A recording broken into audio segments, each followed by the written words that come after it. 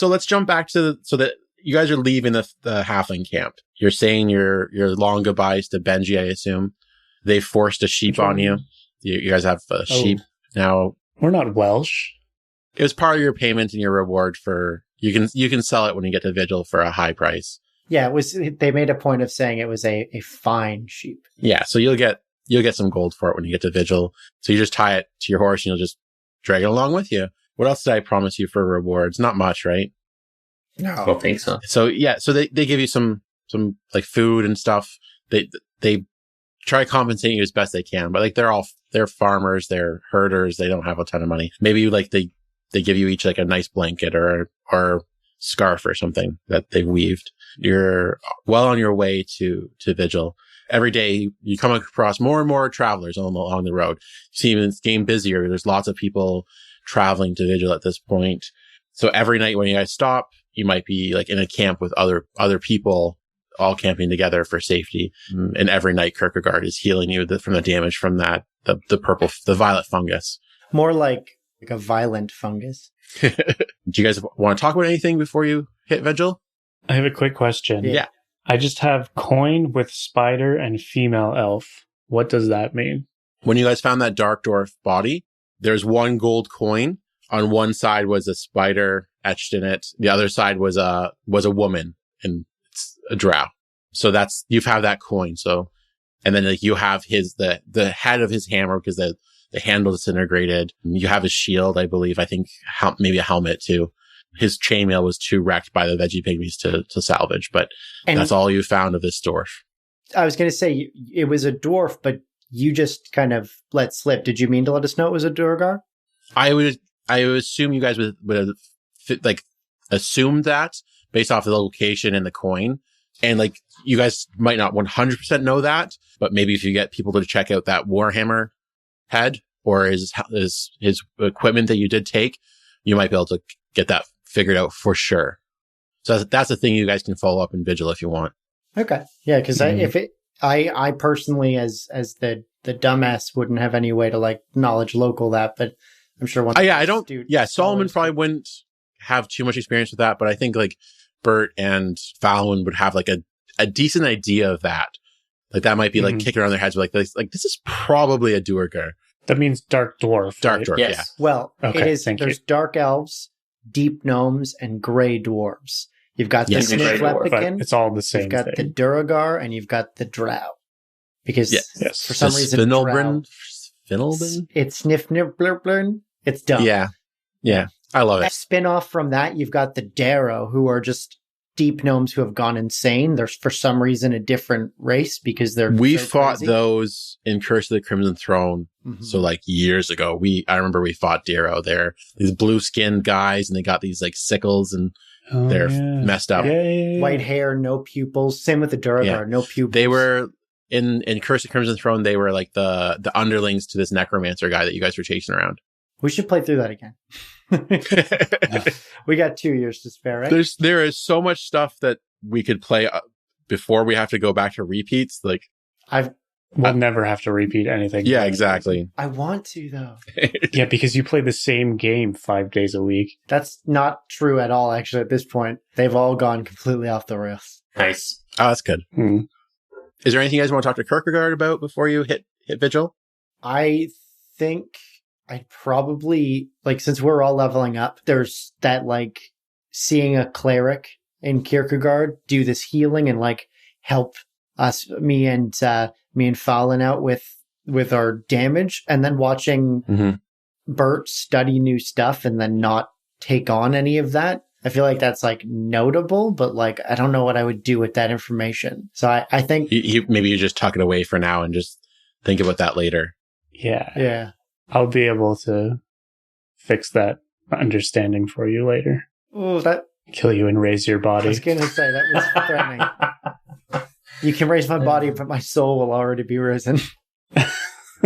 Summon monster 1, ghost. Actually, there's a spell you can take that's like greater revival, but fake greater revival. So you act like you're reviving this person, but you let a demon take over, and that's a fucking cleric spell. Is that not Revivify? It's amazing. No, I don't know what it's called. I was reading up on spells. Revivify is awesome. with that's like a amazing. minute you die. You can revive them to 1 health. Connor, if I die, I give Bert... Yes. Liam gives Bert permission to make Solomon into a demon with that spell. It's a 9th level spell, I think. I We're don't pretty think far doing away that from 9th anytime level. soon. Yeah.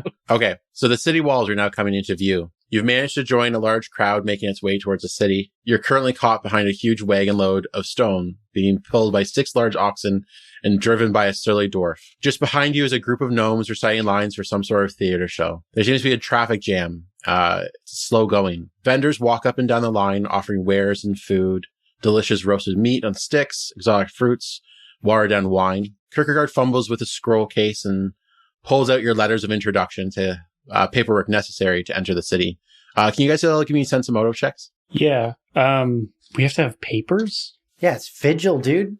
Yeah, it'd be common. It was common this time. Like if you're traveling between cities and stuff, you'd have like letters of introduction and stuff. So he's got letters from the Temple of Pharasma saying like who he is. It's written by like his high priest and yeah. If you don't have a explain you guys person who knows you and knows your face, you either have to have someone else introduce you or bring a letter. Mm-hmm.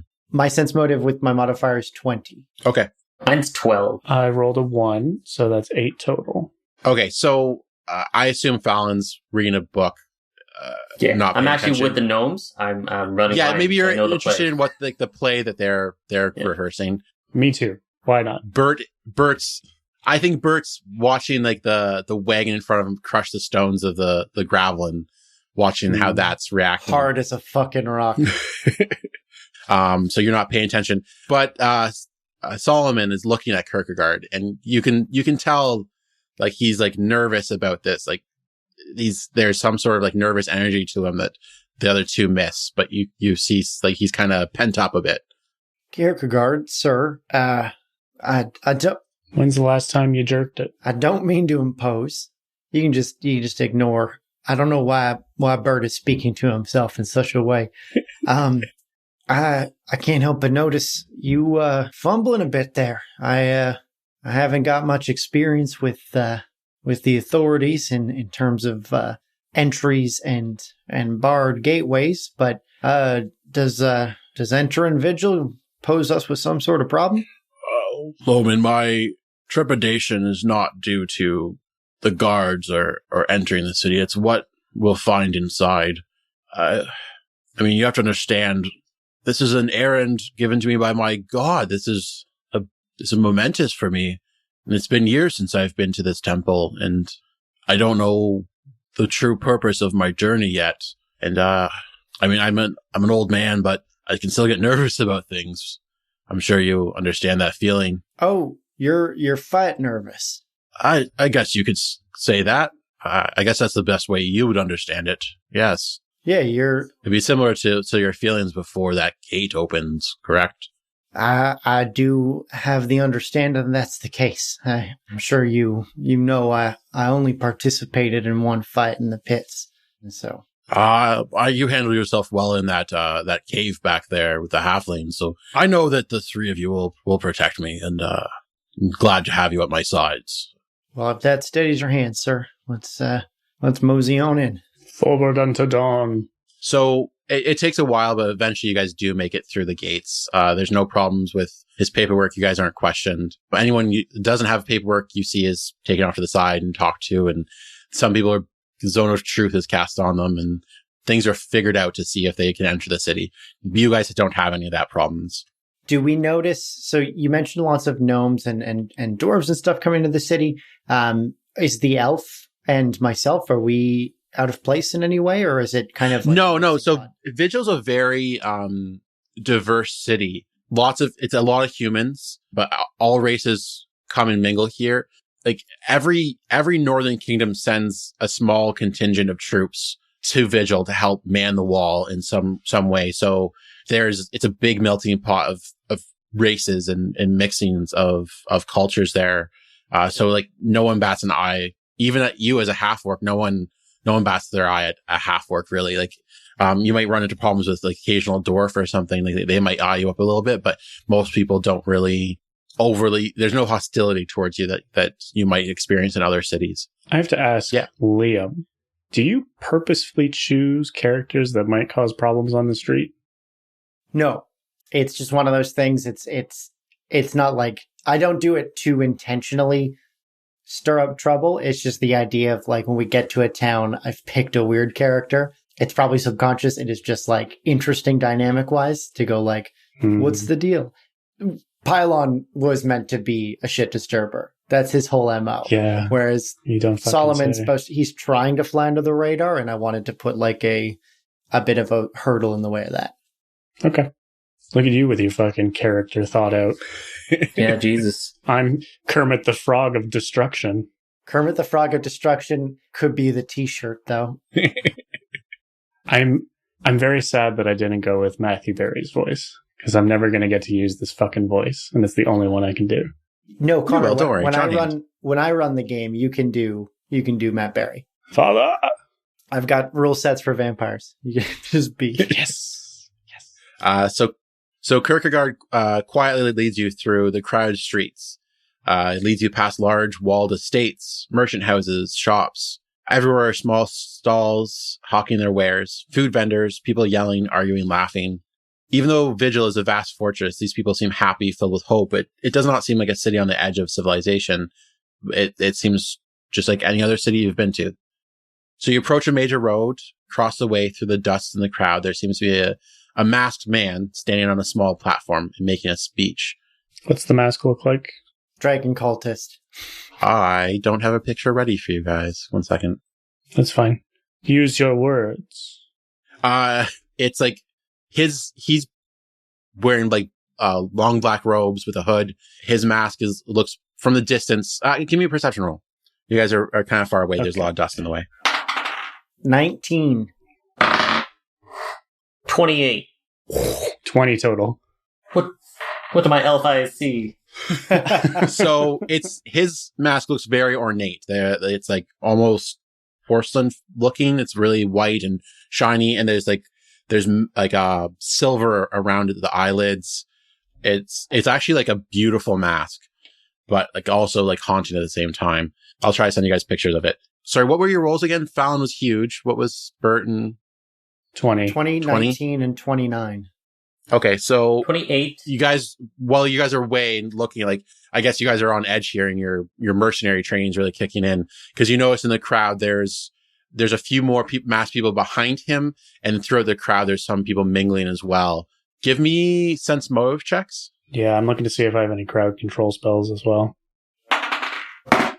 I am with a 1 so overwhelmed by like being on this side of the hustle and bustle that I don't think I even really like. I see the masks and then don't think about them. 14 total. 17 total. Sorry, Lowen, what was your sense motive? 1 adjusted to a 3. Okay, so like to Loman, this just seems like any other preaching, and this guy's just doing some sort of religious talk. Sorry, what was that, the other two rolls? 17. 14. Okay, so the 17, you'd get the idea that there's something a little sinister involved with the guys in the crowd. Do you think that something's up with the way they're moving and interacting with the crowd? It's always fucking cultists. You're not quite sure what, but like it doesn't seem. Do they have the same masks on as the speaker? Yeah, there's like 3 or 4 people intermingling with the crowd with masks. Are any of them by me? Not you guys are like across the street, right? So you're quite away. Like you're like, imagine like a major road here. You're across the way, so you can kind of see it. You also get the hint that there's maybe a couple guys are unmasked that are moving in conjunction with those masked guys. So there's something fishy going on there. You guys can also tell that Kierkegaard is like taken aback by this. There's something's really strange about this setting to him. Do I recognize the mask? Give me a knowledge religion check. Oh, baby. 23. So you know that the mask belongs to followers of Razmir. Razmir. What do I know? That's the guy from the dream, right? Yeah. That is the fake god that we don't know is a fake god. Yeah, All right. You guys would know him as the living god. That's what his followers call him. So, not giving a fuck, I'll be like, boy, chaps, you see that bloke over there? This fucking mask of Razmir on his face. Oi! Oi! Oh, good. Oh, good. Razmir's that one with that you were telling us about, wasn't it, Kierkegaard? Yeah, I was. And he's he's standing in front of the Temple of Pharasma, except that it doesn't look like it's the Temple of Pharasma anymore. Fucking cultists. He's shook up by this. He's really shooken up by this. So it's clearly they've taken over your temple. Kierkegaard starts taking us towards Razmir. And at this point, you guys can kind of hear what the guy in the black cloak is saying. He's saying, the living God is the only God brave enough to walk amongst his followers. Razmir loves the people of Lastwall. He admires your bravery and your steadfastness. Has any other god reached out and praised you, brave folks? Have they sent their clerics from across vast distances to take care of your sick and hungry? What god holds up this wall with you? None but Razmir. Please join us in 4 days' time when we'll open our doors so that the masses can hear more about the wonders of the living God. Sick will be healed, hungry will be fed, and each man and woman will have their eyes open to the truth. At this point, you guys are right up to the crowd, up to the back of your crowd on your horses, and Kierkegaard yells, "What is the meaning of this outrage? This is a Temple of Pharasma." Are any of the masked cronies close to us? There's a couple that are kind of like probably within like 10 feet of you guys, and they're looking. You can tell they're looking up towards you. Like all the masked guys are looking your way. Yeah, because we have Yoho here yelling at them. Yeah, I was across the street at the time. At this point, the black cloaked yells, "Ha! You old fool! Pharasma and her weak followers abandoned this temple. We have given it a true purpose and a new life after your brethren abandoned the brave people of Vigil. Pharasma is no longer welcome here. Only life is welcome. Only the living God." And with that, the crowd begins to boo at Kierkegaard, and the masked man hustles into the safety of the temple behind him. Oh, he's so fucking lucky. When the crowd starts booing, I want to step between them and Kierkegaard. Just kind of like... Yeah, like Kierkegaard seems just like I think apostate's the right word for it, is just red-faced. He doesn't even know what to do. What do you guys do? What are the odds that casting command on him is going to work? The black cloak guy? No, on Kierkegaard. Oh, I mean, you could try it. I don't know how successful it would be.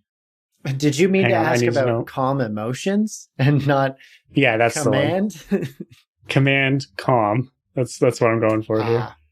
No, calm as a verb means something way different, because him calming someone else would be that command. You gotta be careful, monkey paw. Yeah. So I have some things I can do. I'm just not sure if they're what we want to do. Sorry. Okay, does it seem like he's going to be attacked? Or are they just booing because they're a crowd? They're booing right now. It could turn depending on how you guys handle this. Okay, I think we talk him down. Sorry, so we don't think he's going to be attacked, but I'm still putting myself in between the crowd and our buddy here while you sort out your evil command spell. Yeah, I think Bert's just going to put a hand on him and ask him to take it easy. Can you guys open up the handout section on Roll20? Maybe? Where is the handout section? Yes. Oh, fuck. They look like they're from Kiss. I want to change my god. Yo, that is so much cooler than I thought it was going to be. Yeah, that's fucking metal. Why is this guy giving them money? Don't pay attention to that part of the picture. Just look at the raspberry. Yo, he's fucking Kiss. I was going to say, fucking the picture here is them bats with nails in them. robbing someone, clearly, but... Damn. That's pretty dope. You will get to that about them later. You know who this looks like? This looks like 90s Spider-Man Morbius. Yeah. Yes. Oh. Yes, very much so. Yeah. It's a pretty ornate mask. They're pretty cool. Yeah. It looks like the singer of a band called Sleep Token. Yeah. Down to the like fucking bare chest and all. Okay, so you guys are going to try to work on Kierkegaard, get him out of there as quick as possible? Yeah. Get him out of there, calm him down, and head to whatever inn we need to be at. We're still walking with our horses, like, with us, not on them. You're on, I think you're on them right now, actually. Okay. Oh, well, then we fucking stampede the crowd and take the city by storm. I'm gonna All right, give me an initiative roll. Let's do it. level 3, potentially level 5 cleric in Kierkegaard. We can take on the whole city of armed defenders. Okay, so... I scared away that dog. I'm assuming Loman actually grabs the reins of his horse and they start kind of like jogging away down the road. After a bit of time, Kierkegaard like starts to calm down and he's like, I need a place to think. He like starts looking, he kind of like stands up on his stirrups and he starts looking around. He kind of places himself. He's like, oh, okay, follow me. So you guys start heading west through the city. Eventually you start getting into like the seedy part of town, the slum area. You start going like up a hill and you're weaving through, like small stone huts or like a lot of thatched roof cottages type area. There's lots of people running around. The floor is muddy. Yeah, Taylor? I assume this is Vigil on the map. Yeah. So this is where did we come in and where did we see this crowd of people? You came in at the north. Okay. Let me pull up the draw freehand. You came in, you guys kind of like did like this, came down through the city, came through like this is kind of like the affluent area. I was this is where it definitely looks like the rich neighborhood because I can see not one, but two hedge mazes. Yeah. I had a lot of fun drawing those. Thank you. It's this massive, great. There's like half a dozen, 8 or 9 actually like towers on every corner of this walled city. And there are districts of like spiraling, messy buildings and it is hand fucking drawn. And I'm dizzy looking at it, Eric. Yeah, I had a lot of fun drawing. This is like the second and a half times I've drawn this picture because I started drawing it with my other tablet and I gave up. I bought the pen for my daughter's iPad actually. I've been drawing on an iPad whenever she goes to sleep because that's the only time I can get access to the iPad. So I drew it over the series of a few nights and it went very smoothly. I'm going to draw a lot of maps on there. I think it's a lot of fun. Wow. That's pretty good. So yeah, this is my version of Vigil for you guys. So down here, this large building that I just kind of drew a purple line through, that's the Temple of Pharasma, now the Temple of Rasmir. Pharasmir. So as I said, he took you west through the city. You guys entered into the slum area, started winding your way through streets. You're somewhere around here when you guys arrive at your destination. So I'm reading up on Rasmir just to see how our god would interact with him. Fuck this guy. Yeah. Fuck this guy so hard. Yeah. No one likes Rasmir. That's the thing. From what I can tell, and obviously we don't know this, but like... Yeah, I didn't know that. Yeah. Rasmir is the like, this is my playground god. He just comes and pushes all the other like worshippers off the swing and it's like, it's mine. And they're like, Do you know what that reminds me of? Is the when they have the countries of the world being kids and like Hitler is taking everyone's desk. Yeah. That's what that reminds me of. Teacher. Teacher, I would like to have Poland's desk. But he also makes drugs and then deals them for money. Yeah. No, he's a crime syndicate leader. If Kingpin decided he was the Pope. This is dope. It's like if Kingpin took over Italy and was ruling with an iron fist. Yeah. That's what Rasmir really is. But no one, the thing is like your characters don't know this. No one really knows this. We'll get to that. We'll get to more of that. I would say there's as much like disbelief in the fact that this living god walks among people more than people disbelieving that he's a god. They're like, no, it must just be some avatar. But it's like, no, it's the dude. It is Rasmir. It's in the realm of possibility, though, he's a god, though, because he says that he's completed the quest of the Starstone, the challenge of the Starstone, the challenge that can make people gods. He said he's completed that. And there are people that have done that. People know that there's people that have done that. There's been at least 4 people who have completed that challenge and become gods. So like, it's in the realm of possibility, right? And plus, like, when he came into power, he like wiped a city off the map with like raining fire. So people know he has power. Could we flavor this bit of info we've just gotten as like, we almost like get Kierkegaard to calm down by like venting about this, what he knows about Rasmir? Yeah, your characters don't know any of this. This is just us talking. Yeah, so your characters don't know, like it depends on your knowledge rolls on how much you know about the Rasmir history.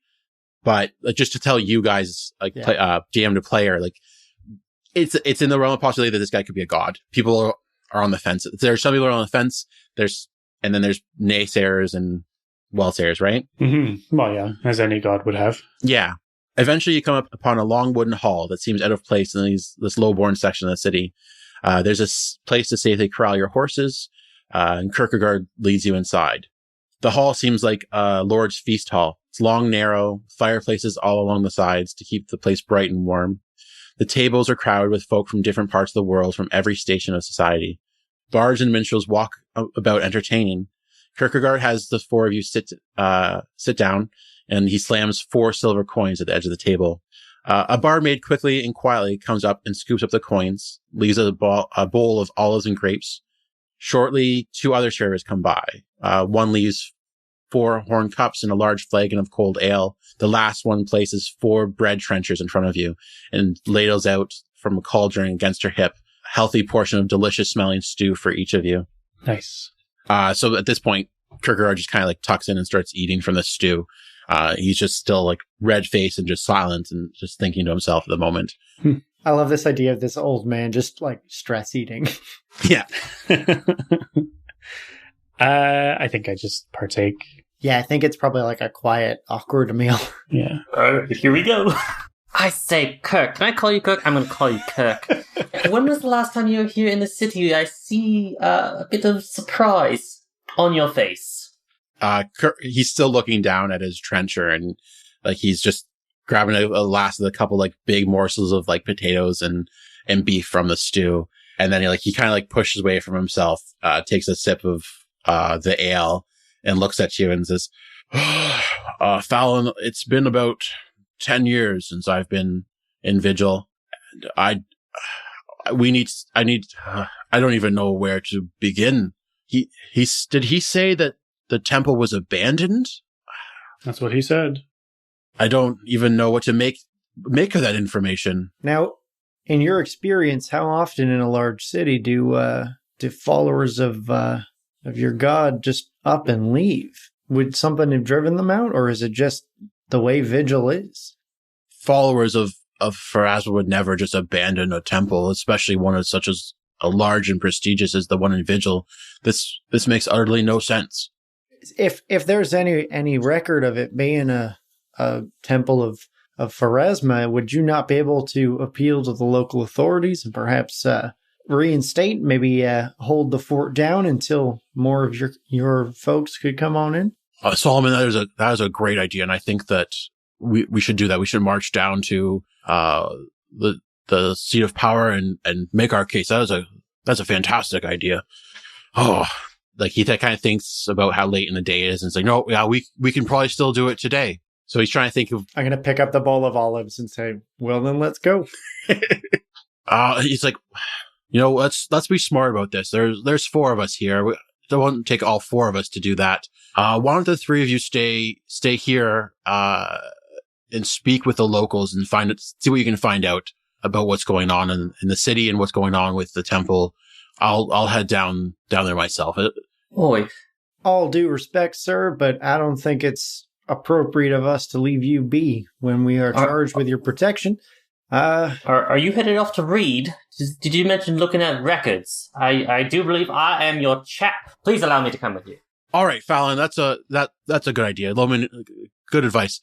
Me and Fallon will head to like the city hall and we will talk with who we need to talk with. And if Loman and Bert here will mingle with this crowd here and find out what information you can, we'll meet back here for dinner.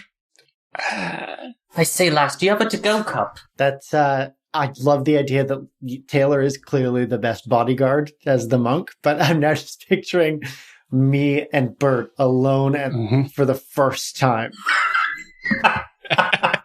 Yeah. And the least 2 unassuming people in the group just, you guys go mingle. Yeah, okay. I'm incredibly good at mingling, dwarf. Bert. I am I'm just a patient follower of Erastil, and I find I've been able to talk most people down from things, whether it is the displeasure of my company or the overwillingness to fight. I think we could mingle just fine. Yeah, that's fair. I think we're going to have to go check out that church. Or temple, I think or whatever. Taylor and Kierkegaard get to have their little field trip. You and I get to do some NPC badgering, and then we all go to the temple together, because I do not want to go deal with fantasy drug dealers without the guy who can punch. True. Especially if we're coming with an eviction notice. It's like, you guys have to leave. And we're like, no. And we're like, well, fuck. Okay, so let's so Kierkegaard's gonna leave with Fallon. He's gonna leave you guys with like 20 copper pieces. He says like you can use this to like buy drinks for people if you want to try to loosen their tongues. So he leaves you guys with that, and him Fallon grab their horses and take off down towards like the city hall is the best way to describe it. Like the places where tax collectors and lawyers and judges and stuff would hang out, and do their work. So they head off. Harvey Dent. So how do you guys want to tackle the crowd? I guess perception, see who we see. Like, get a little rundown if you have specifics. Not overly specific. There's, as I said, there's minstrels, there's people of all walks of life. It looks like. Do you want to try to see if you can like flag down like a someone who works there and first talk about this place? Like, what do you want to do?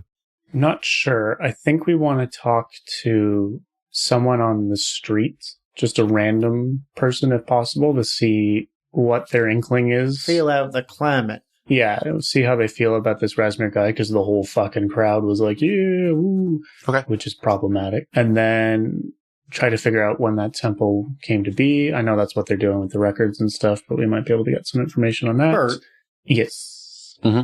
You might be able to make me understand this a little bit better, but why is it that these Razmir followers are making such a big deal out of public healings when Kierkegaard was able to heal us? Me and Fallon on the trip over with no big deal. Is it this clerical kind of one-upsmanship just doesn't really resonate with me? I can't quite understand it. Nor do I. I believe this is mostly theater. Theater. Now, theater is something I know. Theater. Let's go canvas. So you want to go find a local? Yeah. Just like the first person when we step outside. Okay, let's say you guys walk past like some sort of, not, I wouldn't say, like, do you want to find a vagrant first? Yeah, I want someone that's going to give us the truth for money. Okay. Yeah, you passed a couple in this area, so you kind of remember where one was. And do you guys take your horses, or you just going by foot? By foot. By foot. Okay. Do I carry you, Bert, or do you? I'll walk, thank you. All right.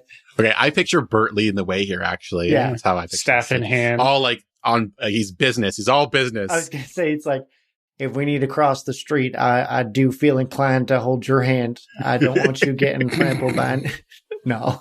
Okay, you make your way around and you see there's like a vagrant. He's got like a dirty blanket around him, and he's got like an apple, and he's eating an apple, and he's sitting there with like a cup in front of him. Ooh. Okay. The poshest vagrant ever. So I'm going to take this one since my diplomacy, I think, is plus 12. Yeah, I think you've got me beat there because I'm only plus 6. Yeah. He's human, by the way, just to throw that out there, just so you guys know he's human. Plus 5 or That's plus fine. 7, depending on if they're hostile. Where did my diplomacy go? It's plus 11, Yeah. so still quite good. I'll aid whenever possible. Mm-hmm. How do I do hail and well met in frog? Hail and well met. Time to hop along. Kermit E. Rock. Hail and well met. Does Kermit have any catchphrases? Oh, geez, Rick. No, I don't know. I can't think of one offhand. He's Neither a can I. fully Geez, Piggy. realized character. Oh, geez, Piggy. Let's not talk about Miss Piggy. This is a family-friendly podcast. Is it though? No. Yeah, hail and well met. I'm just going to start with my roll and then see where I go Sure, from there. sure. Oh, 27. Okay. I will, staff in hand, I'll sit down cross-legged and lay my staff across my lap to chat. And I'll make sure that he hears the jingle of coins in my pocket as I sit down. Okay, good. Well, hi there, little master. What can I do for you today? Hello, street friend. Riff raff. We are riffraff. Street rat. We are here on business, and we were accosted by these priests of Razmir. I'm curious as to when they came to town. Oh, I think about a year or so ago they took over the temple. But they were here for a bit before that. They've been quite generous in these neighborhoods. Actually, this is where I got this apple. Was actually was one of their aid stands that they set up early in the day. So they're When you say take over, do you mean the apprehending of a vacant building, or do you mean the vacating of a building? Well, if I remember correctly, something happened and the building was empty, and it may have gone up for auction. I think I remember people talking about that, and the Razmirans were doing quite well in town and were able to take it over. That was my understanding. So they've been generous to the city?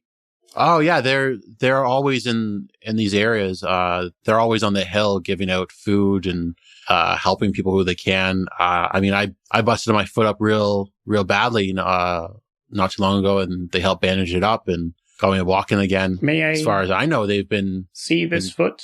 I am also a healer. Yeah, That's a bluff roll. you're a healer? Yes. What kind of healing do you do, little sir? Clerical healing. I'm curious to see if I might be able to help you with any lingering pain. Well, I mean, my knee still gives me problems whenever it rains. So what I'm looking for here is I wanted to do a heal check and see whether this was a magical healing or just something else. So you want to take a look at his foot? You're going to ask him to see his foot? Yeah. Okay, so he pulls out his foot. Give me a heal check. Bert nasty. Yeah, okay. Bert real Bert nasty. show me your toes. Hey, street friend, you got a Patreon? Ooh, 28. So based off of, like the scarring and stuff, and like he said that they bandaged it, you can tell that this wasn't a cure light wound situation. This was It was more surgical. which, I mean, some temples wouldn't do cure light wounds for free. They charge for stuff like that. So you could go either way on this, but you know for sure his wasn't magical healing. That was fair. And friend, how did you hurt this foot? Oh, living on the streets, there's all sorts. So you've always been a street person then? Ever since my watch on the wall ended, and I couldn't afford the trip back home. Of course he's a veteran. Yeah. The fuck are you doing? So in Vigil, a lot of the human. He couldn't afford the trip home and his foot was broken, so he's just stuck here forever? Yeah, so a lot of like the human countries that send troops down kind of abandon them down there after their stint on the wall is done. And that's why there's slums, because it's full of a lot of the humans that couldn't go home. Whereas like the dwarves and the elves who are invested in Vigil, like treat their soldiers better. They bring them home and stuff. Where it's the humans. This is where they send the soldiers they care about, whereas they send Ball to the middle of fucking nowhere. Yeah, exactly. So like the humans, they do the same type of thing. They just send their riffraff down there, just like George R.R. Martin's wall. Like the riffraff gets sent down, Yeah, and it's a way to get rid of yeah. people that you don't like. Maybe they'll send people who are dissenting against the crown and stuff. Like they get rid of people by sending them down there, and then it's kind of like, you can't come back with us. See you later, street friend. When these Rasmerian priests were healing you and giving you food, did they not have enough space in their temple to maybe put you up? Is it not? I mean, something with how much they've done for you? Would you not have joined up with them, perhaps? Well, I actually tried to. They hold regular recruiting nights by their temple, and I tried, but I guess with my How regular? every week or so, I believe. They might be having one coming up soon. Mm-hmm. We are gonna join a cult. With his state of things and his smell, they kicked him out. That's fair. Yeah, he is homeless. Yeah, they weren't interested in his And skills. are there any other any holy places in Vigil? Any temples for Ioma Day or Torag or? Oh, indeed. Or Iomade has a large temple, and he like describes the directions to get to Iomade's temple. And there's a temple to Serenay as well. It's a bit smaller, but it's also there. And there's other smaller shrines here and there and around. He doesn't know quite where, but there are some other gods represented. But Iomade, Serenay, Pharasma were the big three, and the Pharasma followers seem to have. No one knows quite what he says. That he doesn't really know what happened to them.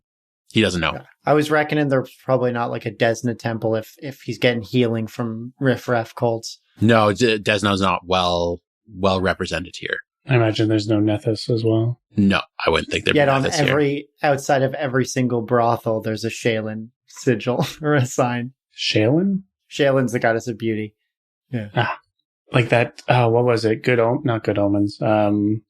American Gods. Oh, The prostitute that eats the dude with her lower body. rules. That She was just wild. I like saw that episode. I was like, what the fuck? That show's Oh, I haven't seen the show. I read the book. watch the show. That's the only episode I've seen. Was some dude getting eaten through his junk into some other person's She's junk. like, It's, give uh, yourself to me, and he comes so hard into her that he gets like sucked in. pulled inside out into her. Yeah, it's Neil Gaiman, so like it's phenomenal writing. The show is super I've cool. been meaning to read it. Yeah, Watch Alright. it. Yeah, he gets getting all his stuff made into shows these days, I feel like. Yeah, he's just Good him and publisher. Cherry Pratchett putting Good Omens out and all that shit. That was so good. That's one of my favorite shows now. It was so good. Love David Tennant. However, scary fucking CGI on that guy. I have to finish it still, but watch American Gods. And also Okay. Yeah. tip your prostitutes.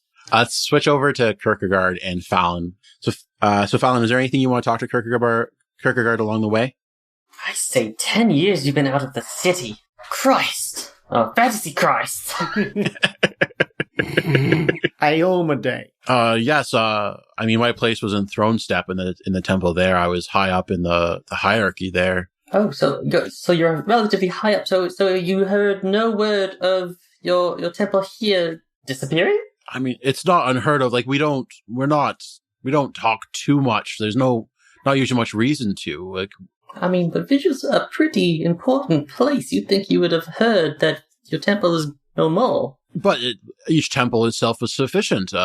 Pharasma gives us all that we need, and we take care of our own city. There's not much reason to talk with each other too often. So, I mean, that's why my business hasn't brought me here in 10 years. I mean, it sounds rather lonely for a temple, don't you think? We see lots of people. Like, we see people when they're born. We help women through labor, and we see life get made, and we help people through death. My job is the least loneliest job there is in the world. I see everybody. Except your own temple disappearing. Yes. Well, I mean, but this one's not my temple. Ugh, Fallon. Ugh, you make my brain hurt sometimes. It's okay, I get that reaction a lot. Okay, so you guys approach the city hall, and you corral your horses, and you go in, and you end up like in a lineup of other people looking to talk to city officials. Anything else you want to talk to him about? He's pretty like Probably just question, nothing serious. Just like, oh, and what's that statue? And what's that over there? you just keep bugging him a little bit about stuff, and okay, nothing. you can kind of tell he's a little ticked off with you at this point. You end up getting finally to talk to like an official, like a clerk sitting at a desk with like a stack of scrolls with them, and Kierkegaard approaches and starts talking and asking about what happened with the temple and stuff like that. And like the clerk there's a big lineup still behind you guys. There's a lot of people that are needing to talk to him. He basically says like, listen, like I can't go into too many details with you. I'm really busy, but I can show you some of the paperwork for it. So, a smaller, like a teenage clerk runs off to the back rooms, and then he comes back with like a leather book and like a bunch of scrolls. And you guys are shown where there's like a cubicle off to the side where you guys can sit down and pour through the paperwork and stuff. So you guys start doing that. You start looking through.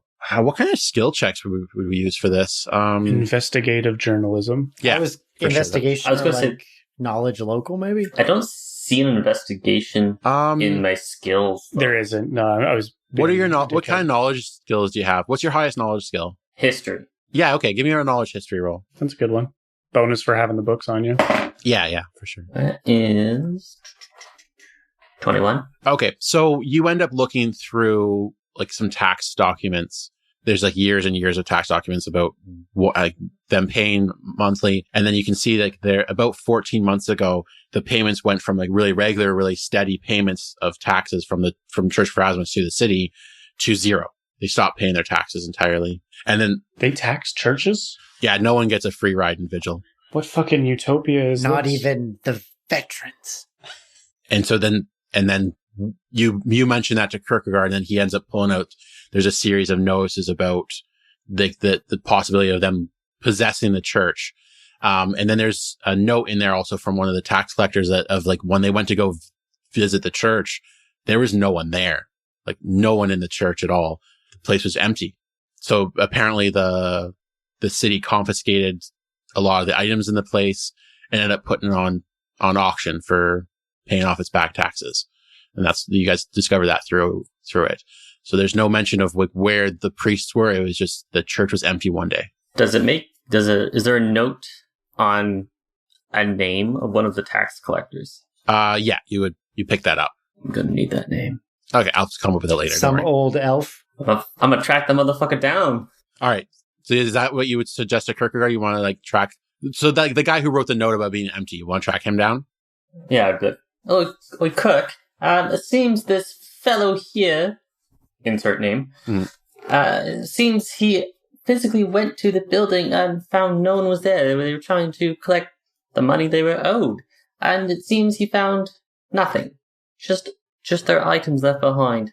He asks to see the document and he reads it over and Fallon, this is perplexing. This makes no sense. Like the prophecy I was given by Pharasma said that I would come here, I would see the high priest Peyton Hartford, and a great boon would be bestowed upon Vigil. Like that was my dream, and this makes no sense to me. Did the tax records make a note of when this place was sold to Razmir? It was about like 11 months ago when they bought it at auction. So 3 months after the payment stopped. Yeah, and like it seemed like it was, or they put it up for auction shortly after they discovered that like the place was abandoned. Okay. Okay. Speedy foreclosures are us. Okay, so we're gonna switch the other guys now. Now, street friend, your name wouldn't happen to be Peyton, would it? No, it would not. Then I'd need nothing else from you. Do you guys still have more to talk to the street guy about? I think, and I would convey this to Bert, well, I reckon with that general knowledge in hand, we could step ourselves back inside this here mead hall and ask a couple questions to some folks who are a little more liquored into the truth. I agree. Oh, would you guys mind buying me dinner at the feast hall? They have the best food. How much is a dinner at the feast hall? 1 silver. You'll get some good food for it. Do I have any money that isn't? We only have the 20 copper. Is Kierkegaard's the money he gave us the only money I would have? No, we've got our own money. You have some and money is fucking meaningless. I'm gonna give him 5 silver. Yeah, so he's happy. He walks in with you guys and sits down at one of the tables. I'm also going to say that this is the gift of what's Kierkegaard's dude, Pharasma? Yeah. This is a gift from the Temple of Pharasma. Oh, thank you. He's a bit perplexed because like he knows the temple's not around anymore. So not yet. It's coming back. Yeah, so he's a bit perplexed. But yeah, he sits down and starts having dinner. So you guys want to walk through the feast hall trying to talk to random people now? Yeah, I want to see if I can see anyone who isn't a dwarf who looks like they've had a couple drinks. Yeah. So you see like 2 elves and like a human all like sitting drinking and having a good time off to the side there. Perfect. Those are our marks. Yeah, I want to do a quick eavesdrop and then just sit down and ask them what they're celebrating. Hopefully to like already know what they're talking about, but should we have discussed our plan beforehand? It's me. I'm discussing it to you now. I want to like literally just plop ourselves down, whether it's both of us or one of us, and just say like, what are we celebrating? And then if they are loose enough to talk about their stuff, kind of get the sense of if they are kind of checking out these healings, checking out these like events and stuff put on by Pharasma, if we can sour them immediately and get some like opinions on it, and maybe like some locations the gatherings happen. Maybe they're getting a pre-drink before going to this, like, come and see. That's good too. I'm more interested in history. I want to know where the hell these priests have gone.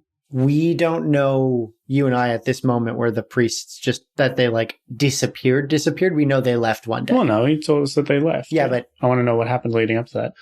So, yeah, the elves and the human, they're talking about how they just sold a bunch of goods in the city and then they're celebrating their good sale, and they're going to be picking out some stuff and heading home soon. They're just kind of celebrating some good business. Let's meet in the middle there. Let's plop down with them and ask them if they're traveling in and out, if they've noticed any other religious people traveling in and out, whether they're Pharasma or otherwise, or if there's just like only influx of Razmir. So we can say like, have you seen any of these priests like pop up? Does that make any sense? Hey, give me you're harsh and our mellow diplomacy check. Oh, so it's me asking Connor. I okay. want to meet in the middle of our plans. Like, where like I want to ask them more about Resmer. You want to ask them more about the priest that went missing. We can say, hey, you travel in and out of town. Have you noticed like lots of holy people leaving or coming in? Or I don't think they've been here long enough for that to really be a thing. So let's just... I think we move on. I think we try to find a group that's more fitting to what we need to know, because they're traveling merchants. Like, they're worthless to us. Fair. Is there somewhere we can go where residence would be? Is a feast hall that sort of place? You can look, give me a perception check. Okay, I want to look for someone that lives here. Yeah. That's not great. 14. Okay, you see a group off to the side who like seem like they're probably residents. They're not like in fancy clothes. They're more in like local clothes from this area type of thing. Like from the slums, like they're not dressed fancy. So they're probably like people who live close by. So they might be more than no. They're not quite like your street vendor, but like workman type people is what they seem like. So they're probably local. Blue collar. Yeah, there's a gnome, a dwarf, and then 2 humans. The dwarf. I will. Do you want to just approach them by yourself then, Bert? Yeah, I'll hang back and keep an eye out on mostly just like those merchants pull you back into their table and want to buy you a beer, Solomon. Well, Bert goes off. Okay, so let's jump on Solomon's conversation first. And how do you want to approach these guys? I guess start with diplomacy just to see how they receive me, and then just talk until you make me stop. Sure. 17 diplomacy if they're not hostile to me. Since they pulled me in, I assume that's the case. Yeah, so they're pretty friendly with you. So they sit down. They tell you like they're from the Nine Watchmen originally. They're down here on business. They'll be heading back up with some goods, and they have a couple other things on the go that they're pretty excited about. And they ask like, "What brings a young half orc like yourself to Vigil?" Sorry, I just want to make sure I remember right, because I'm not seeing the big world map anymore. I'm from the Nine Watchmen too, right? Or just south. You're from Caer Grimward, which is south of the Grimward. Yeah. So you would only know Nine Watchmen by name. Yeah, I'm gonna just tell them I've come from Grimward. I work with a bit of a band of folks who have been protecting a cleric. We've been helping someone do some traveling. Just an old guy who's looking to not meet any trouble on the road, and now I'm. Sorry, did you say you're from Caer Grimward?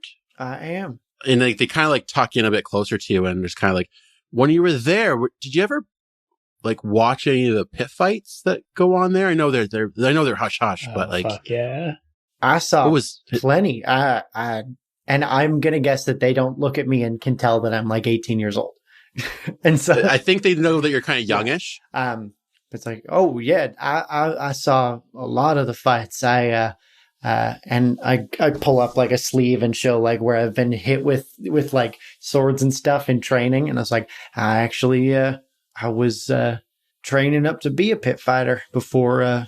And this like blows their mind when you say this. Oh my God. And they start asking you all these questions about what was like, and like, what was your like first fight in the pits like?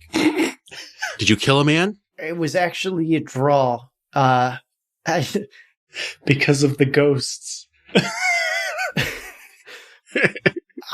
There was a complication during my first fight, and it was deemed unfair if I was to kill the man due to an ability that I used that they were not aware I had. You see, they're a bit upset that you didn't get to kill the guy. You can tell they're all. I'm going to use Mage Hand to move one of their drinks towards me and take a sip out of it, and then Mage Hand it back. And like it blows their mind. They're like, "What? Do that again?" I'm like spinning. I'm like, I was not aware at the time that I was I believe they call me a sorcerer, but I didn't. As a reaction, I used a bonus round spell. I had an attack of opportunity available to me due to my bow staff, but I used a spell instead. But no, I was not able to complete my first match, and just due to circumstance, found myself in the smaller towns around just a ways north of here. All right, so they're pretty like astounded with you at this point. I think you're a pretty cool guy. Do you start pointing the conversation towards Razmir, or? I think I'm just going to ask them if you folks, you plan on stopping at any of the temples before you leave? We plan on giving a small offering to Iomade and a small one to Serene. That's fitting for our journeys here. We want to be watched after on our journey home as well. You don't happen to know if there's everything seems a little, I'm not used to the bigger cities now that I'm outside of Grimward, but there's no Temple of Pharasma around here that you know about, is there? I heard that there's a newer one here. I mean, Razmir's kind of the talk of all of Lastwall. There's been temples or some sort of influence in all the major cities these days, from my understanding. What, outside of Vigil, do you find that it's well met? I feel like I probably heard someone murmuring about something good from Razmir out on the streets, and I didn't hear any good things about him. I've heard that his clerics sometimes beat and steal from those who refuse to believe, and I heard bad things about Razmir. I'm not sure what you've heard, friend. This is I've heard some conflicting things now. With I'm inclined to trust you all. You're good folk, and I think I want to cut mine there because I think that is I just think Solomon needs to be like reaffirmed that it's not just. Even though he's very trusting, he doesn't know that Kierkegaard isn't just like kind of could look as like a land dispute from the outside. Okay. And so it's like, He's like, this god is evil, or it's like, or these guys are evil. And it's like, we heard good things from the street friend, and I've heard bad things from the merchants. It's like, okay, there's clearly like a tactic to this. And I think growing up in the pits, I know the like chum up to the slum as a tactic. Yeah. Okay. I like that.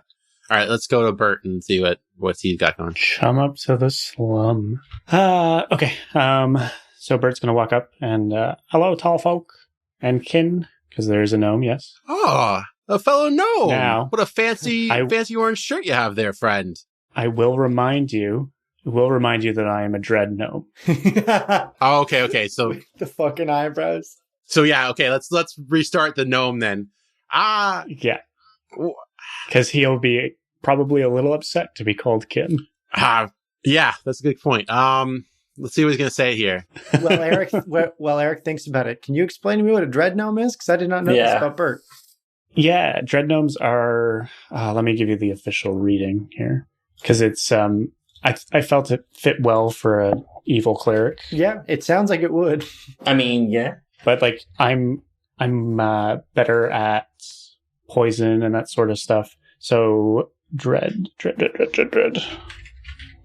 They're moodier, they're less forgiving and crueler than other gnomes. They're the darker, more bloodthirsty lines of the Fae. Not all of them are evil, but they find humor in watching others suffer. They don't like bright colors or joyful pursuits, and they have fell magic and a knack for poison. I found a picture. But are you physically different from a gnome? Like I would look more along the lines of a drow, like trending that way rather than gnome. So you're... And like he doesn't dress like a normal gnome. A deep gnome. Yeah. Kind of. Yeah. More or less. Just from that sort of heritage. I have a picture that I want to drop in Discord as soon as I can remember how to do that I think is how I'm going to picture you from now on. Like a purple Kermit the Frog. Like I was thinking more like the gray Hulk version of Kermit the Frog. Okay, yeah. Yeah. That's how I picture it now. The gnome is going to look you up and down and kind of like, tilt his head back. And it's like, I'm not sure if, let me do my Kermit the Frog voice. 1 second. I'm not sure if I would call you kin. And that shirt's quite flamboyant for your type. It's a nice shade of orange on you. So I thought we just had a patch. I didn't realize we were wearing brightly colored shirts. You have like the whole tabard. Yeah. And Yeah. You can always take it off later, but like right now, I think you're still wearing it. Do I have access to what's that? The spell prestidigitation. Let me double check. It might be one of your level zeros. I just want to like shoot some sparks in a weird, nonchalant, trying to be fun way. I have spark. No, I don't want to say. I think that's more of a wizard or a sorcerer thing. The dwarf kind of gives the gnome like back up a bit. Like I mean, he seems like an all right person. Let's hear what he has to say. Sit down, friend. Buy us some drinks. Happily, yeah. I'll buy a round. All right. So that the gnome kind of like kind of removes himself a little bit, sits back in his chair, and like the humans and the dwarf ask like who are you? What's with the orange shirt? Like, what brings you to Vigil? Hello. Kermit E. Frog. My name is Bert. I am here on work. I am from the mercenary gang, Lords of Pain, was it? Ambassadors of Pain. Ambassadors of Pain. You work for the New Zealand embassy. The Ambassadors of Pain. It's like, yeah, and like the dwarf has heard of them. It's like, yeah, I think I've done some work for you, for your group before. I know the last time they were in the city, they needed some repairs on some weapons. I mean, I'm not as great as a blacksmith as my grandfather, but I can repair a shield and sharpen a blade. We had a professor who was trained by a man named Rocky Irons. Yeah? Who was a 7th Stephen. Okay. He was a blacksmith before he started going into IT. Crazy. Right. So he was trained by a guy on the island in Newfoundland, Rocky Irons, the 7th. Jeez. Who was a 7th generation blacksmith. That was the fucking medalist name. Yeah. So I want this guy to be Rocky Irons. All right. Let's call him Rocco. Since we'll lose him soon anyway. Yeah. Racky? Well, no, he'll probably be our blacksmith moving forward if he's in town. So, anyways, where was I? Kermit E. Frog. Yes, you very well could have done work for some of the crew. They don't generally send me out, as you can obviously see. But I was requested specifically for this role, and here I am. That's a strange thing to request a gnome to go on such an adventure. So, what brings you? Not just any gnome, a Nethys cleric gnome. We don't know much about Nethys in these parts. Care to talk about your? Shall I regale you? The gnome is like checked out completely of this conversation. He's like even turned to someone else. That's fair. But like the human and the dwarf seem still like interested a little bit. Cool. Nethys is the god of all magic. Take that as you may. They're just kind of like nodding at you. Like, oh, okay. Yeah.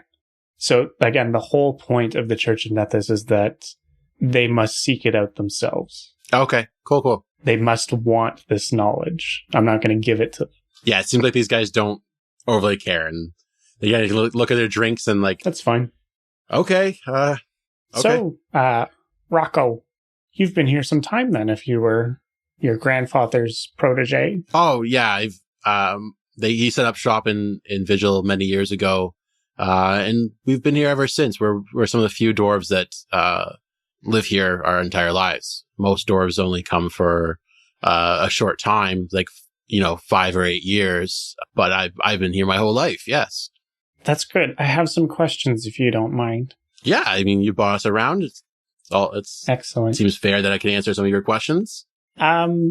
We came for the Temple of Pharasma, and there is no Temple of Pharasma. Oh, bad business there. Right, boys? Bad business. Yes, unfortunately, they're not there. We'd like to know where they went, if possible. So would we. One day, the temple was helping the city. I mean, they buried my grandfather. They've buried my father. They helped my wife when our children were born. Like they were an important part of Vigil. And one day, someone walked into the temple, and the priests were just gone. Their meals were still on their table. They just were gone.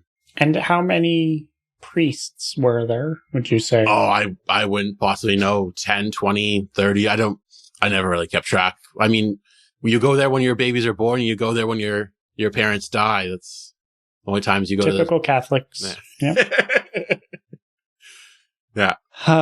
Well, that's not getting us anywhere. Pharasma didn't die for your sins. Abadar did.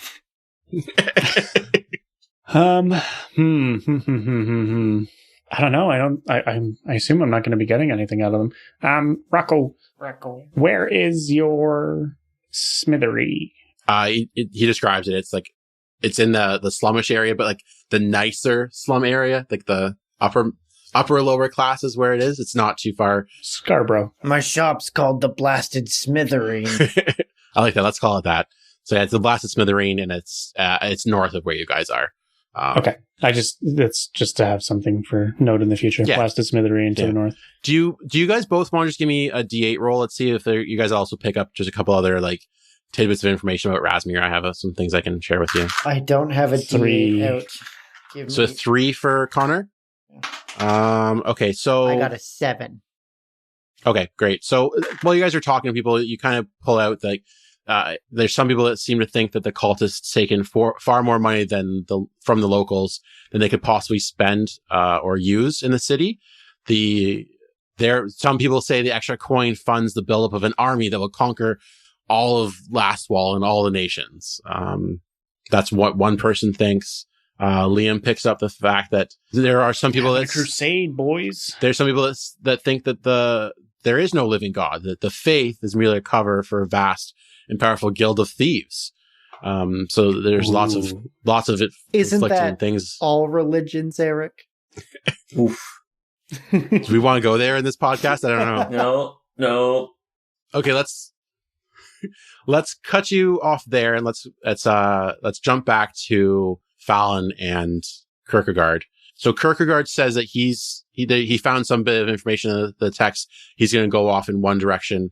And Fallon, you managed to figure out where the tax collector is in the building, and you've tracked him down to his office. So you're alone with him. Kierkegaard's doing something else. You're alone with him. So I assume you knock on his door, and he says, "Come in." Flurry of blows. So you see, Kimple, just destroy the door. You see an elf behind a desk, tons of paperwork around him, tons of scrolls, and there's an elf who says, "Hi there. What brings you to my neck of the woods?" Kimple can never find out we split the party immediately as soon as he's gone. Yeah. He'd be so angry. As soon as entering a hostile city. Oh, right. Good evening. My name is Fallon, and you have quite the collection of scrolls here. That is lovely. I mean, I heard you were the chap that discovered the Temple of Pharasma to be empty. Is that you? Oh, that was the strangest day of my career, I'll tell you. Please. Sit down. And he pulls out, he opens up a drawer and pulls a bottle of wine. He's like, could I tempt you? I mean, it's about time for my break. Oh, of course. You wouldn't happen to have a pot of tea somewhere in there, would you? You know what? No, wine's fine. Let's Okay, do it. We got it. Let's go. So yeah, he pours you a small glass of wine. It's quite good, actually. It's a variety you've never tasted before. He tells you it's a local variety. They grow a lot of wines around here, and it's quite good. So yeah, he says like, what's your name, friend? I believe I said my name was Fallon, and what's yours? I haven't decided on a name yet. Well, I haven't decided on a name yet. That's quite the interesting thing. Anyways, you get one NPC you can name new fan. Just one. Why new fan? No use for a name. Oh, no use for a name. Yeah. His name's Lurlan Balin. So Lurlan. I'm gonna call you Lou because I'm terrible with names. So Lou, all right, Fallon, that's fine. So yeah, I'm a tax collector here. I go around to the various estates and temples and collect money. And I'll tell you, it was a strange day. I walked into the Temple of Pharasma. They still had their horses in their stalls. The doors were wide open, and there was not a soul to be found in the whole place. I searched it from top to bottom. From top to bottom, and not a soul. Yeah. It seems like they even left their food on their plates on the table. It made no sense to me. And no sign of disarray or injury? No, nothing. No signs of forced entry. No signs of a scuffle. It's like they just stood up from the table and walked out. No one's seen or heard from them since, as far as I know. I assume the temple was caring for some of the sick. Were they gone as well? They don't usually care for the sick. They care for the dead. And there were some bodies there that were it seemed like they were being attended to. And again, just the preparations were halted. The embalming was incomplete. It seemed like they had just packed up shortly before I arrived. It seemed like they just were gone. There's embers burning in the fire. It was... That's bloody strange. And no hints of rumors or anything in the city afterwards? Nothing. I mean, the rumor mill started. Some people said that they were snatched by demons. Others said that they just got sick of the monastic life and decided to leave as a group as some sort of protest against the church. But we simply don't know. They've literally never been seen since. And who is in charge of actually selling the property? Is that you as well? Well, the Lord High Commander, I mean, she was made aware of the situation as soon as it happened. It's a problem to have such a large temple unguarded. So immediately we had guards posted, but we were worried about looters and thieves. There's a lot of valuables in there. So all of the material and all the temple offerings were confiscated. But would you happen to have any of those still? I believe it's all in safekeeping in the city vaults, as far as I know. I think some of it was auctioned off, but a lot of the specific religious items was kept. I think there was a fear that Pharasma would be displeased if we just auctioned off holy relics. I'm actually curious if you would know this. Were there any personal journals found? Oh, I don't know. I mean, I'd have to go look through some files and stuff. Do you think we could do that right now? Not right now. I'll have to get back to my works, but I mean, come back in maybe a few days, maybe a week or so. I might have some more information for you. I don't suppose I could go poke around in there. I promise not to take anything. No, it's a highly irregular. I couldn't allow that. Come on, please. No, simply couldn't do it. Give me give me a diplomacy check. Oh boy. Oh boy. 6. Yes, there's no way he's going to let you poke around in that stuff. Damn. Well, if you do happen to go down and search, I'd be happy to get a hold of even a journal just for like an hour. It would be. I mean, I'll get a chance. Just come back in a week or so, and I'll let you know what I found. We'll see. I will make pleasantries until I feel it's time to go find Kierkegaard. Okay, so you finish the wine and go off and find Kierkegaard. His avenue of truth finding wasn't as fruitful either. He says he found another couple things about Razmir. He thinks like he's kind of like he really hit a wall when he was talking to the official that he was dealing with. He was trying to talk to one of the city, like someone high up in the city guards, and like he thinks that there's something else going on here. He's not sure like why that person wouldn't talk to him about Razmir. So like he's really on edge. So he says like let's go back and we'll find Bert and Solomon and see what they've found out. Does Bert and Solomon want to do anything else? Or are we gonna? I don't think so. I think we've done what we can. Yeah. Yeah. Okay, so you all merge up. You guys talk about what you all found out. What do you guys want to say anything specific to Kierkegaard? Do you have any ideas of what you guys want to do next? Starve the temple. No, Kirk. I think we might need to do some infiltration here. The Razmirian temple has initiations every week or so, and I think that's where we're going to get our answers because no one knows anything. I can't tell you how. Obviously, you can't. I can't tell you how happy that makes me. Are you sure you want to go that deep into this? I know, like, your contract was only to bring me here. Oh, we'll need to be paid. We'll get a new contract. Oh, of course I can pay you. You will be properly compensated by all means. Well, it may not be gold. Let's just keep the contract open-ended for now. Oh, by all means. I appreciate all the help that you guys are willing to give in this situation. Building full of bodies. So yeah, you guys want to infiltrate the cult? I think that's what we're going to have to do. That sounds like the best I think that's thing, where we're headed. Though. Okay. Fuck, I forgot. What's your guy's name, Connor? Kurt. Oh, Bert. Bert. But I think you might be a little, I think the word I'm looking for is auspicious. Is that the word? Myself? Yes, you. I think I will be the most suited. Really? Yes. You want to tell me that, do I get the nuance of what a dread gnome is? Yeah, you know what a dread gnome is. Yeah, Okay. possibly. Near enough. Yeah. Okay. You are a particular type of gnome in a world that people will take note of you. You don't have access to magic, do you? Nope. Can you see auras? No. At least not yet. Let me see if I have anything I can do here.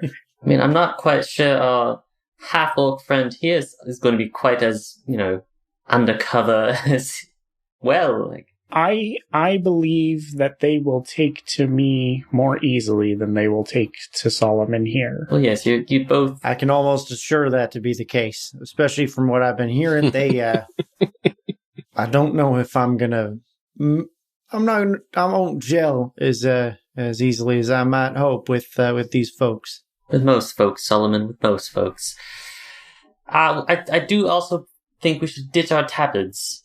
They are a bit of a dead giveaway. Oh, absolutely. I take mine off right at that moment. Yes. Yeah, so Kierkegaard can hold all that. Yeah. Is there anything else you guys want to ditch in the meantime? No. Like, you guys are just ditching that? Okay, so Yeah. he'll take your tabards. Do you guys want to... Do you guys think you need disguises? Do you want to get different clothes? I mean, like... I don't think we would have been in their view long enough for them to... And, like, honestly, they might have only seen your orange tabards. You know what I mean? Like, Yeah. they might not have taken note that you were an alpha, half-orc and a gnome. And especially when And you then- mentioned that this place is kind of melting potty. Yeah. Yeah. And, like, as long as you guys don't arrive all together the night of, maybe if you guys Staggering. Yeah. pretend that you don't know each other, stagger in over a little bit. Yeah, I think that's doable. All right. So we're agreed. We'll meet back here. Do you think you'll be able to slip away from the cult after about a week or so of infiltration? Oh, probably more than likely, yeah. Okay. So let's meet back here. I'll start coming here, every night, after the next 5 or 6 days. I'll continue my investigation on this side, and, you infiltrate the cult and see what happened. Agreed? Agreed. Seems like a plan there. Okay. He gives you each like 10 gold right now so that you guys can, he recommends that you all split up and don't spend the nights in the same places. And you guys make a plan to meet up at where the initiation happens. Yeah, we split the party again. Yeah. Yep. Permanently this time. Forever. Cool. All right. Next week, you join a cult.